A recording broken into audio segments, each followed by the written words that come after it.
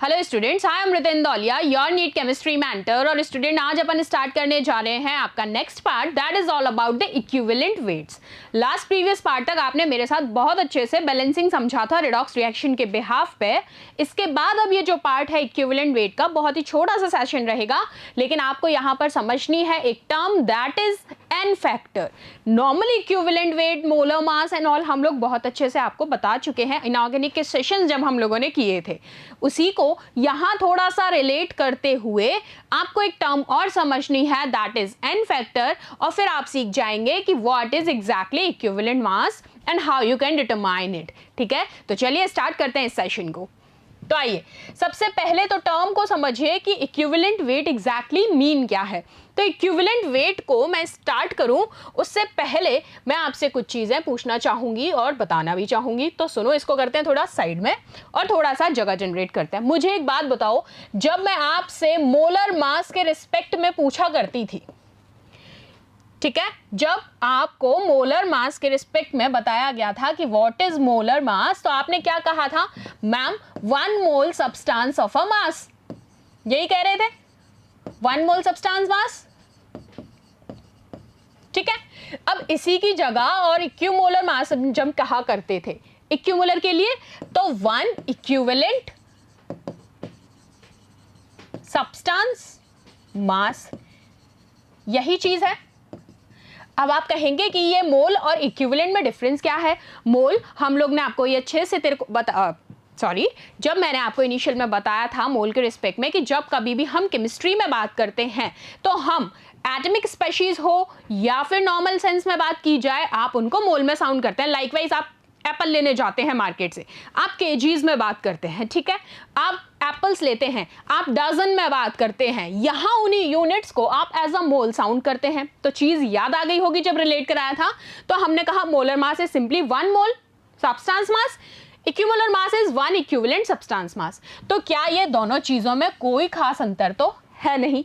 अगर मैं फॉर्मूले की बात करूं तो क्या आप ये कह देंगे, W क्या था हमारा यहां पर, वेट अपॉन क्या कहते थे, मोलर मास। यही कहा जाता था किसके रिस्पेक्ट में, नॉर्मल मोलर मास के। और अगर हमें ई निकालना है तो क्या हो गया, ये इसको किस तरीके से लिख देंगे, W/EM, इक्विमोलर मास। अब एक चीज बताओ, अब यहां से मेरे को क्या निकालना है, ये तो सिर्फ नॉर्मल के लिए बात कर रही हूं मोल्स के रिस्पेक्ट में, ये इक्विवेलेंट के रिस्पेक्ट में। आपने ये दो फॉर्मूलेस की बात कर ली। अब मुझे यहां से क्या आइडेंटिफाई करना है, इक्विवेलेंट वेट। यानी कि इक्विवेलेंट वेट को अगर मैं यहां लिखूं तो मैं ये भी कह सकती हूं ई मोलर, कह सकती हूं, कोई दिक्कत नहीं है। तो आप उसको कैसे लिखेंगे, molar mass upon n factor. अब इसी चीज को, मास को ही हम वेट के टर्म्स में यहां जब बात कर रहे हैं तो आपने सिंपल सा कह दिया that ratio of molecular weight and number of electrons gained और लॉस्ट। बात समझिए। तो आपको ये चीज सबसे पहले सुनने में आया कि एन फैक्टर, ये सारी चीजें तो आप पहले भी पढ़ चुके हो, रिलेट कर चुके हो। नई टर्म हमको यहां पर क्या मिली है, एन फैक्टर। तो देखिए डेफिनेशन में हमें यह भी क्लियर हो गया है कि एन फैक्टर यहां पर क्या है, कितने नंबर ऑफ इलेक्ट्रॉन्स गेन या फिर लॉस्ट होंगे, वो ही यहां पर क्या है, एन फैक्टर, सिंपल टर्म्स में। तो अब इस चीज में होपफुली कोई दिक्कत नहीं आएगी। आपको मोलर मास पता है, आपको इक्विमोलर मास पता है, यहां से आपने इक्विवेलेंट वेट असाइन किया तो आपने कहा कि that is equals to molecular weight upon n factor. आ जाओ अब valency factor, n factor. Valency factor बोल दिया जाए तो भी बात वही है, एन फैक्टर रिलेट किया जा रहा है, एन फैक्टर बात किया जाए तो भी बात वही है। तो रिडॉक्स रिएक्शन के अकॉर्डिंग अगर आप देखते हैं, क्योंकि चैप्टर है रिडॉक्स, रिडॉक्स रिएक्शन में एन फैक्टर और वैलेंसी फैक्टर किसको बताता है, जिसमें जितने नंबर ऑफ इलेक्ट्रॉन्स गेन हो रहे हैं या फिर लॉस्ट हो रहे हैं ड्यूरिंग अ रिएक्शन फेज, उसी को आप क्या कह रहे हैं यहां पर, वैलेंसी फैक्टर। चलो अब मैं फर्स्ट एग्जाम्पल लेती हूं KMnO4 का। उससे पहले मैं आपसे कुछ बेसिक एग्जाम्पल्स डिस्कस करूंगी। KMnO4 से पहले मुझे एक चीज बताइए आप, मैं सिंपल सा एक एग्जाम्पल लेती हूं, ये Na है, Na कौन है, Na सोडियम, किसमें कन्वर्ट हो रहा है, Na प्लस में। ठीक है, मैंने कहा Na Na प्लस में कन्वर्ट हो रहा है, तो मुझे एक बात बताओ, जब ये प्लस में कन्वर्ट हो रहा है तो एक इलेक्ट्रॉन इसमें क्या हुआ है? जब ये Na से Na प्लस में गया है तो इसमें से एक इलेक्ट्रॉन निकला है, तभी तो वहां पर मैंने 1 इलेक्ट्रॉन किया। अब अगर इसी को मैं आपसे इक्विवेलेंट वेट के टर्म्स में पूछ लेती हूं, सॉरी मैं शायद ज्यादा आउट हो गई स्क्रीन से, इसी को अगर मैं आपसे इक्विवेलेंट वेट के टर्म्स में पूछती हूं तो आप सबसे पहले क्या करोगे? इस Na का मोलर मास निकालोगे। अब आपको ये निकालने की कोई जरूरत नहीं है, इसके लिए आपके पास फ्री छूट है, आप गूगल भी कर सकते हो। अब एग्जाम में तो गूगल बाबा अलाउ होंगे नहीं, तो वहां पर ये वैल्यू गिवन होगी, ठीक है। तो Na का कितना होता है? 23। ये एक्सपेरिमेंटल वैल्यूज होती हैं, इनके ऊपर हमारा चेंज का कोई हाथ नहीं बनता। कितनी है Na की? 23। तो अब मुझे बताओ, यहां मैं एन फैक्टर की बात करूं, और एन फैक्टर अभी क्या बोला था कि कितने नंबर ऑफ इलेक्ट्रॉन्स गेन या लॉस हो रहे हैं, तो यहां कितने हो रहे हैं? 1। तो क्या मैं यहां से अगर EW मुझे निकालना है तो मैं क्या करूंगी? MW अपॉन NF, यही है। या फिर इसको EM फॉर्म में भी लिख सकते हो, कोई दिक्कत नहीं है। तो आप अगर इसको सॉल्व करेंगे तो क्या आ गया? 23/1, दैट मीन्स 23। तो सोडियम के लिए जो इसका मॉलिक्यूलर वेट होता है वही इसका इक्विवेलेंट वेट भी होगा, ठीक है। कर लेंगे सॉल्व। चलो एक और एग्जाम्पल बताओ। अब मैं आपसे एक और पूछती हूं कि Fe +2 से +3 में कन्वर्ट हो रहा है, ये लीजिए बताइए। मैंने कहा है Fe +2 से +3 में कन्वर्ट हो रहा है, ठीक है। अब फिर से वही चीज करोगे, सबसे पहले निकालो। अब ये, hey Alexa please find out the molecular weight for Fe। The molecular weight of Fe is 56। ये लीजिए, एलेक्सा ने आपको मॉलिक्यूलर वेट भी बता दिया। तो एलेक्सा को साइड में रख दो, तुम थोड़ी देर बाद समझ लो चुपचाप। ये लो, इक्विवेलेंट वेट निकालना है, क्या करोगे? 56। एन फैक्टर कितना है? 2 से 3 में कन्वर्ट हो रहा है, कितने इलेक्ट्रॉन? 1।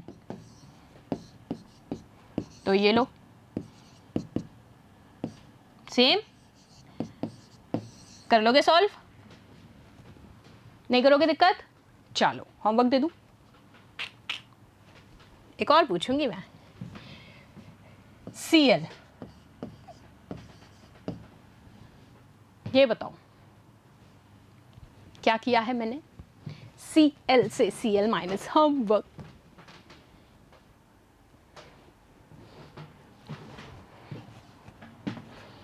हो तो वैसे तो अभी यादों को तो ये नहीं दिख रहा होगा, हाँ मे बी शायद मेरा बेंच थोड़ा सा आउट है तो मुझे पता नहीं चल रहा है। अब मैं ध्यान रखती हूँ इस चीज़ को। ये देखो, Cl2 से Cl-। अब तुम यहाँ करते हो गलतियाँ। अब देखो, जैसे कि मान लिया इसका मॉलिक्यूलर मास कितना होता है, अराउंड एग्जैक्टली तो मुझे याद नहीं, शायद 71 होता है, ठीक है, मे बी 71 होता है।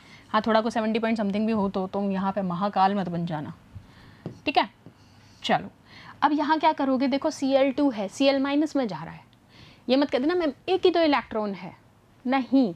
अगर इस रिएक्शन को बैलेंस करोगे तो ये 2 स्टेप प्रोसेस में होगी, मतलब यहाँ पर टोटल नंबर ऑफ इलेक्ट्रॉन्स कितने हैं? 2।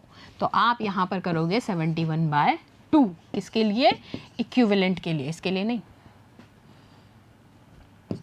तो हो जाएगा 71/2।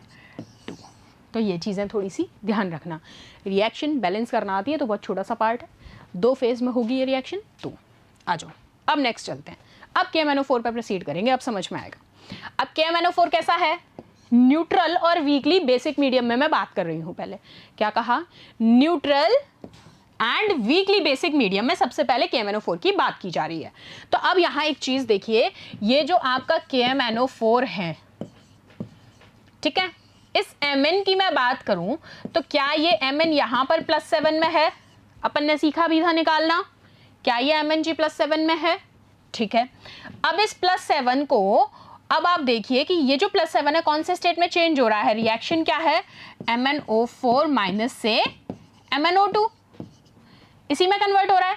तो मुझे दिख रहा है ये यहाँ +7 है, यहां कितने स्टेट में है, +4 में, मतलब +7 से +4, 3 इलेक्ट्रॉन्स की बात हो जाएगी। हो गए 3 इलेक्ट्रॉन, तो n फैक्टर क्या आ गया मेरा 3। तो आप क्या करेंगे इसके लिए, इक्विवेलेंट वेट इक्वल्स टू, आपको यहां पर मॉलिक्यूलर वेट लिखना है और उसको कितने से डिवाइड करना होगा, यहां पर 3 इलेक्ट्रॉन से। तो ये है, ये लीजिए, ठीक है, चेक कर लोगे। अगर मैं मीडियम चेंज कर दूं तो क्या फर्क पड़ेगा, ये बताओ मुझे।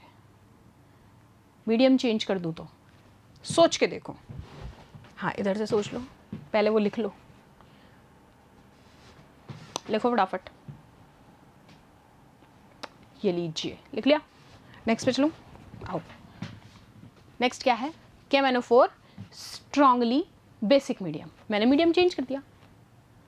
अब स्ट्रांगली बेसिक मीडियम में जब आप बात कर रहे हो तो देखो रिएक्शन में चेंज क्या आ रहा है, MnO4 था, उससे MnO4 2- में चेंज हुआ है, तो मतलब +7 से जनाब +6 में चेंज हुए हैं। अब तो एक ही इलेक्ट्रॉन की बात हो रही है, तो n फैक्टर यहां पर क्या रहा, 1,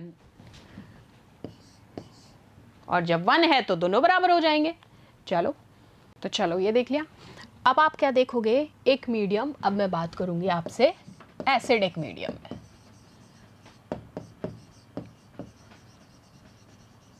ठीक है, अब एसिडिक मीडियम की बात करूं तो बेटा लोग Mn+2 में कन्वर्ट होगा। मैं सीधी बात कर लूं, ये +7 में है, यहां से +2 में कन्वर्ट हो रहा है, मतलब कितने इलेक्ट्रॉन्स का खेल है, 5 इलेक्ट्रॉन का। तो यहाँ पर अगर आप इक्विवेलेंट वेट की बात कर रहे हैं तो क्या कर दोगे, बाय n फैक्टर। यहाँ पर ये कितना है, 5 इलेक्ट्रॉन्स, और KMnO4 का अप्रॉक्सली शायद 158 के राउंड होता है अपॉन 5। ऐसे ही आपका 3 and 1 जो आया था उनमें भी आप क्या करेंगे, 158 इज द mm। आओ, अब इसको याद करने की एक शॉर्ट ट्रिक बता देती हूँ। KMnO4 के बारे में बहुत बार पूछा जाता है तीनों मीडियम के बिहाफ पे। आओ, तो शॉर्टेस्ट ट्रिक क्या है KMnO4 के लिए, बैन। मैंने कर दिया KMnO4 को बैन। बेसिक मीडियम में 1, एसिडिक में 5 एंड न्यूट्रल मीडियम इज 3।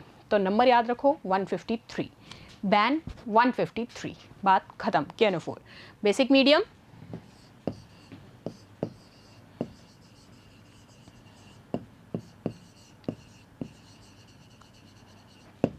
ठीक है, ये है जनाब एसिडिक,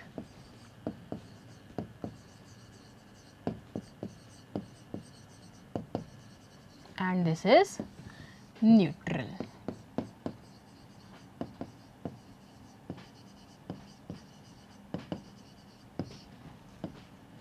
ठीक है, कर लोगे, गुड।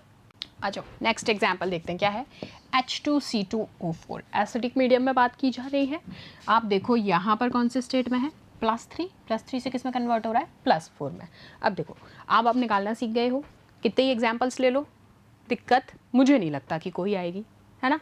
तो आपने क्या किया, +3 से +4 में कन्वर्ट हो रहा है, कितना इलेक्ट्रॉन, 1 इलेक्ट्रॉन। तो n फैक्टर, 1 इलेक्ट्रॉन को मैंने 2 से मल्टीप्लाई क्यों कराया है, क्योंकि ये देखो C कितने हैं यहाँ पर, 2, तो ये हो गया 2 पर मोल। तो डिवाइड कितने से करोगे, 2 से। ठीक है, आ जाओ। तो ये देखो, आपने यहाँ तक एग्जाम्पल समझ लिया। मैंने आपसे वैसे ही कहा था कि बहुत छोटा सा सेशन है, ज़्यादा हमको दिमाग नहीं लगाने का है। छोटी सी चीज़ थी, इक्विवेलेंट वेट समझना था, और उसमें इंपॉर्टेंट चीज़ थी n फैक्टर समझना। तो ठीक है, यहाँ जाके आपका रेडॉक्स जी हो गए हैं ख़त्म, redox reactions completely wind up होता है। और अब मिलेंगे प्रैक्टिस सेशन के साथ, जिसमें हमें प्रीवियस ईयर भी अटैम्प्ट करना है और रनिंग क्वेश्चंस भी मैं बताऊंगी एज पर द मॉड्यूल्स।